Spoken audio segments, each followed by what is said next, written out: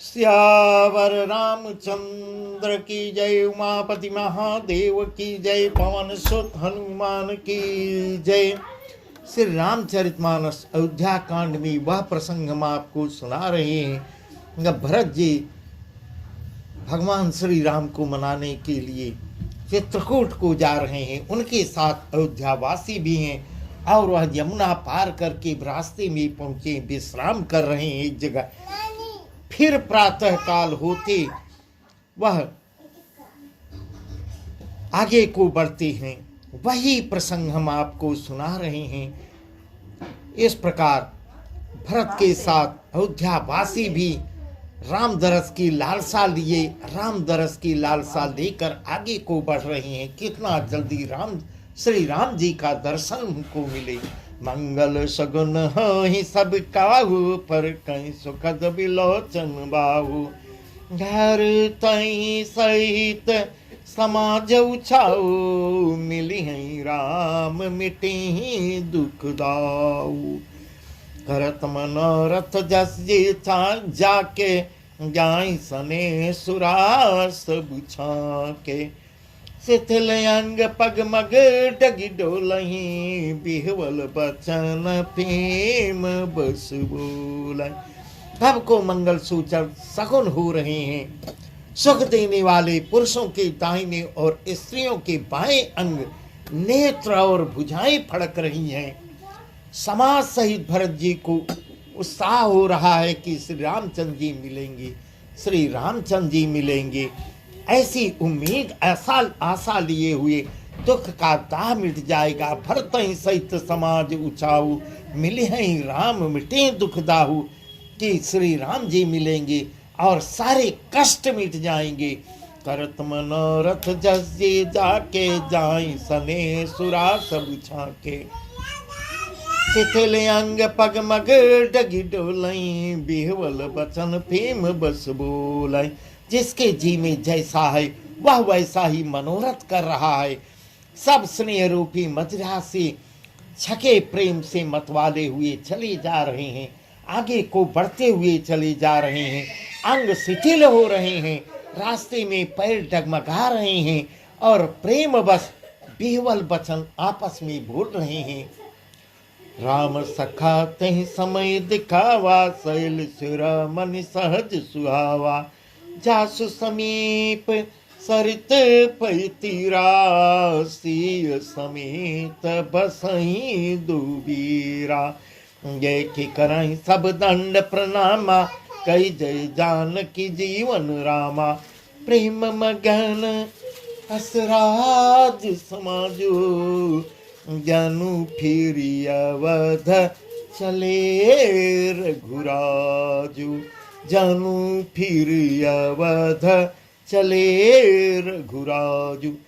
राम सखा निषाद राज ने उसी समय स्वाभाविक सुहावना पर्वत शिरोमणि कामदगिरी कांतानाथ कामदगिरी का दर्शन कराया है, दिखलाया कि कामदगिरी है, जिसके हम करीब पहुंच चुके हैं, जिसके निकट ही पैसुनी नदी के तट पर सीता जी समेत दोनों भाई निवास करते हैं। ऐसा निषाद राज बता रहा है भरत जी को। देखी करहि सब दंड प्रणामा, कह जय जानकी जीवन रामा। प्रेम मगन यशराज समाजू, जन फिरी अवध चले रघुराजू। सब लोग उस पर्वत को देखकर जानकी जीवन श्री रघुनाथ जी की जय हो, श्री रघुनाथ जी की जय हो, ऐसा कहकर सारे अयोध्यावासी ऐसा कहकर दंडवत प्रणाम करते हैं। राज समाज प्रेम में ऐसा मग्न है मानो श्री रघुनाथ जी अयोध्या को लौट चले हों। इस प्रकार ऐसा उत्साह वासियों में आ जाता है। रत प्रेम तेहि समय जस, तस कहीं सकैन से। कभी अगम जिमि ब्रह्म सुख, अहमम मलिन जनेश, अहमम मलिन जनेश। भरत जी का उस समय जैसा प्रेम था वैसा ही शेष जी भी नहीं वर्णन कर सकते। कवि के लिए तो वह वैसा ही अगम है जैसा अहंता और ममता से मलिन मनुष्यों के लिए ब्रह्मानंद है, ऐसा तुलसीदास जी वर्णन कर रहे हैं। सकल स्नेह शिथिल रघुबर के गई कोस दुई दिन कर ढर के जलु थलु देखी बसे निस बीते कीन गवन रघुनाथ पीरीते। वहाँ राम रजनी अवसैखा जागे सी सपन यस देखा सहित समाज भरत जनु आए नाथ वियोग ताप तंताए।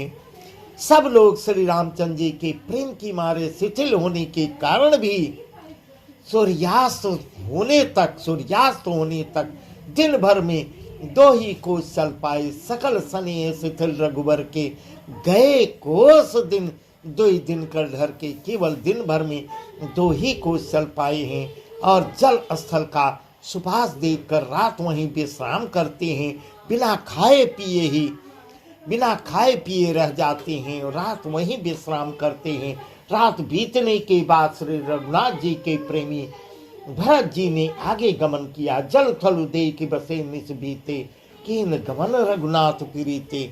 जल का सहारा देकर वहीं रात विश्राम करते हैं, फिर प्रातः काल आगे को बढ़ते हैं। वहाँ राम रजनी अवसै का जागे से सपन यस देखा सहित समाज भरत जनु आए नाथ वियोग ताप तुम खाए। उधर श्री राम जी रात शेष रहते ही जाग जाते हैं। अर्धरात्र के बीतने पर कुछ समय रह जाता है, उस बहुत पहले ही जाग जाते हैं।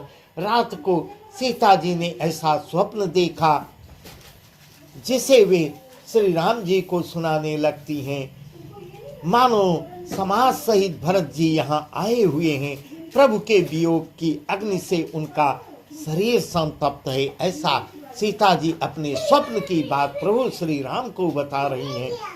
सकल मलिन मन दीन दुखारी देखे सासु आनु अनुहारी सोनी से सपन भरे जल लोचन भई सोच बस सोच विमोचन गए सोच बस सोच विमोचन। कभी लोग मन में उदास दीन और दुखी हैं, ऐसा वर्णन सीता जी कर रही हैं। उधर सासुओं को दूसरी ही सूरत में देखी है सीता जी और अपने स्वप्न की बात श्री रघुनाथ जी को बता रही हैं कि मैंने इस प्रकार का स्वप्न देखा है। सकल मलिन मन दीन दुखारी देखी सासु अनुहारी, अपने सासुओं को दूसरी ही सूरत में देखी है। सीता जी का स्वप्न सुनकर श्री रामचंद्र जी के नेत्रों में जल भर आता है और सबको सोच से छुड़ा देने वाले, सबका शोक हरने वाले प्रभु थोड़ी देर के लिए प्रभु स्वयं लीला से सोच के बसीभूत हो जाते हैं, सोच के बस में हो जाते हैं। लखन सपन यह नीक न होई कठिन कुछाह सुनाई ही कोई आस कई बंधु समेत नहाने पूजी पुरारी साधु सन्माने। इस प्रकार प्रभु श्री राम जी भाई लक्ष्मण से कहते हैं, हे लक्ष्मण, यह स्वप्न अच्छा नहीं है जो सीता जी वर्णन कर रही हैं। यह स्वप्न हमको अच्छा नहीं दिखता, इसका कुसमाचार होने का सूचक लग रहा है। कोई भीषण कुसमाचार मिलने वाला है, बहुत ही बुरी खबर सुनावेगा। इस प्रकार ऐसा कह रही हैं। ऐसा कहकर उन्होंने भाई लक्ष्मण समेत स्नान किया और त्रिपुरारी महादेव जी का पूजन करके साधुओं का सम्मान किया। अस्कई बंधु समेत नहाने पूजी पुरारी साधु सम्माने। भगवान महादेव का पूजन करके साधुओं का सम्मान करते हैं। सम्मान सुर मुनि बंदी बैठे उतर दिश देखत भई नभ धूरी खग मृग भूरी भागे विकल प्रभु आश्रम गए तुलसी उठे यौलौकी कारण काह चित सकच सचकित रहे। समाचार की रात को लनियाई तई अवसर करे। अभी देवताओं का सम्मान सहित पूजन और मुनियों की वंदना करके श्री रामचंद्र जी बैठ जाते हैं और उत्तर की दिशा की ओर देखने लगते हैं। आकाश में धूल छा रही है। प्रभु तो सब जानते हैं, वह तो अंतर्यामी ही है, परंतु यहाँ तो नरलीला कर रहे हैं। आकाश में धूल उड़ रही है। बहुत से पशु पक्षी पशु व्याकुल हो भागे हुए चले जा रहे हैं, प्रभु के आश्रम को आ रहे हैं। तो यहाँ तुलसीदास जी कह रहे हैं, तुलसी उठे अवलौकिक कारण, का चित्त सचकित रहे, सब समाचार की रात को लन आई तई अवसर कहे। यहाँ तुलसीदास जी कहते हैं कि प्रभु श्री रामचंद्र जी यह देख कर उठे और सोचने लगते हैं, इसका कारण क्या हो सकता है। सीता जी अभी जो स्वप्न का बात बताई है और अशगुन भी कुछ अच्छे नहीं लग रहे हैं, उनका मन उदास सा लग रहा है। इसका कारण जानना चाहते हैं, इसका क्या कारण है। वे चित्त में आश्चर्य युक्त हो जाते हैं। उसी समय कोलभीलों ने आकर सब समाचार उनको बताया है। सुनत सुमंगल बहीन मन प्रमोद तन पुलक भर, सरा सरह नयन तुलसी भरे स्नेह जल। यहाँ तुलसीदास जी वर्णन कर रहे हैं। सुंदर मंगल वचन सुनते ही श्री राम जी के मन में बड़ा आनंद प्राप्त हो रहा है। शरीर में पुलकावलियां छा जाती हैं और शरद ऋतु के कमल के समान नेत्र उनके प्रेमाश्रुओं से भर जाते हैं। बहुरी सोच बस भेसी रमनु, कारण कवन भरत आगमनु, एक आई अस्कहा बहुरी सेन संग चतुरंग थोरी। सो सुनि रामई भायति सोच, इत पितु बच इत बंधु सकोचु, भरत स्वभाव समुझ मन माही, अभुचित हित स्थिति पावत नाही। सीता पर श्री राम जी पुनः सोच के बसीभूत हो जाते हैं, सोच के बस में हो जाते हैं कि भरत के आने का कारण क्या है, भरत क्यों यहाँ मेरे पास आ रहा है। वह इसीलिए बहुर सोच बस भेसी रमनु, कारण कमन भरत आगमनु। भरत के आने का कारण थोड़ा जानना चाहते हैं। वैसे प्रभु तो सब कुछ जानते थे, परंतु यहाँ तो नल लीला कर रहे हैं। फिर एक ने आकर ऐसा कहा कि उनके साथ चतुरंगड़ी सेना भी है, तो और सोच के बसीभूत हो जाते हैं और भी सोचने लगते हैं। वह तो सब जान जाते हैं कि भरत मेरे ऊपर सेना क्या पूरे अयोध्यावासी हैं, अयोध्यावासियों समेत मेरे ऊपर दबाव बनाएगा। ऐसा उनके मन में विचार तो आ ही जाता है। फिर भी सो सुनि रामई भायति सोच, यह सुनकर श्री रामचंद्र जी अत्यंत सोच हो रहा है। सब कुछ जान रहे हैं, परंतु सोच इसी बात का है कि भरत जरूर जिद करेगा और अयोध्या वासियों को लेके आया है। यह लोग मुझे वापस ले जाने के लिए आ रहे हैं, सब कुछ जान जाते हैं। इधर तो पिता के वचन और उधर भाई का संकोच, यदि दबाव बनाएगा भाई का संकोच मुझे सहना पड़ेगा, तो पिता का वचन मिथ्या चला जाएगा। इसी कारण प्रभु सकुचा रहे हैं। भरत जी के स्वभाव को मन में समझकर तो प्रभु श्री रामचंद्र जी चित्त को ठहराने के लिए कोई स्थान नहीं पाते हैं। समाधान तब पा हा यह जाने, भरत कहे महु साधु सयाने, लखन लखेउ प्रभु हृदय खबारू, कहत समय समनीति विचारू, बिन पूछे कुछ कहूँ गोसाई, बिन पूछे कछु कहूँ गोसाई, सेवक समयन ढीठ ढिठाई, तुम सर्वज्ञ शिरोमणि स्वामी, आपुनि समुझे कहूँ अनुगामी। तब यह जानकर समाधान हो गया कि भरत साधु और सयाने हैं। भरत जितने सीधे हैं उतने बुद्धिमान भी हैं। पूरे अयोध्या वासियों को साथ में माताएं भी हैं, गुरु वशिष्ठ भी हैं, सबको साथ लेकर आकर आ रहा है, मेरे ऊपर अत्यंत दबाव बना रहा है। इस प्रकार प्रभु सोच रहे हैं, मेरे कहने में आज्ञाकारी है। लक्ष्मण जी इधर लखन लखे प्रभु हृदय खबारू, लखन तो दूसरे ढंग से देख रहे हैं, प्रभु दूसरे हिसाब से सब चाह रहे हैं, और लक्ष्मण उसका दूसरा अर्थ लगा रहे हैं।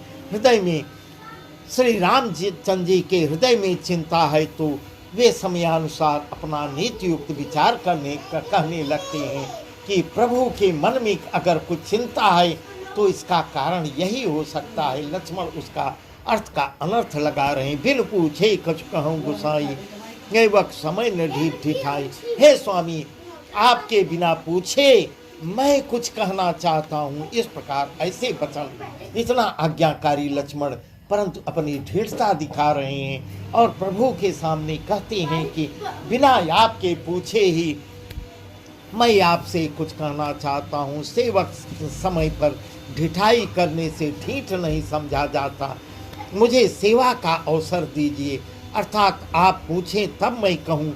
ऐसा अवसर इस समय नहीं है कि आप यदि मुझसे पूछें तब मैं उसका वर्णन करूं। यह समय अपने आप वर्णन कर देने का, इसलिए यह मेरा कहना ढिठाई नहीं होगा। हे स्वामी, आप सर्वज्ञ शिरोमणि हैं, तुम सर्वज्ञ शिरोमणि स्वामी, आप उन समुझ कहूँगा अनुगामी। हे प्रभु, आप सर्वज्ञ शिरोमणि हैं, सब जानते हैं, मैं सेवक तो अपनी समझ की बात कहता हूँ। इस प्रकार लक्ष्मण जी अपनी ढिठाई से कुछ दूसरा ही सोच रहे हैं और वह आगे बढ़कर ऐसा क्या कह रहे हैं। नाथ सुहृद सुठि सरल चित, शील स्नेह निधान, सब पर प्रीति प्रतीत जी, जानिया पुसमान, जानिया पुसमान। हे नाथ, आप परम सुहृद, बिना कारण ही परम का सबका हित करने वाले हैं। हे प्रभु, सरल हृदय तथा शील और स्नेह के भंडार हैं आप। आपका सभी पर प्रेम और विश्वास है, परंतु दूसरा क्या करता है उसके प्रति आप ध्यान नहीं देते और अपने हृदय में सबको अपने ही समान जानते हैं। इस प्रकार लक्ष्मण के मन में शंका होती है। वह प्रसंग, क्या शंका होती है, वह प्रसंग हम आपको कल सुनाएंगे। बहुत ही सुंदर प्रसंग है, बहुत ही सुंदर प्रसंग है। लक्ष्मण थोड़ी देर के लिए शंका में आ जाते हैं, बहुत सशंकित हो जाते हैं, यहाँ तक कि अपना धनुष बाण उठाने लगते हैं। वही सब प्रसंग है, वह प्रसंग हम आपको कल सुनाएंगे। आज का प्रसंग यहीं तक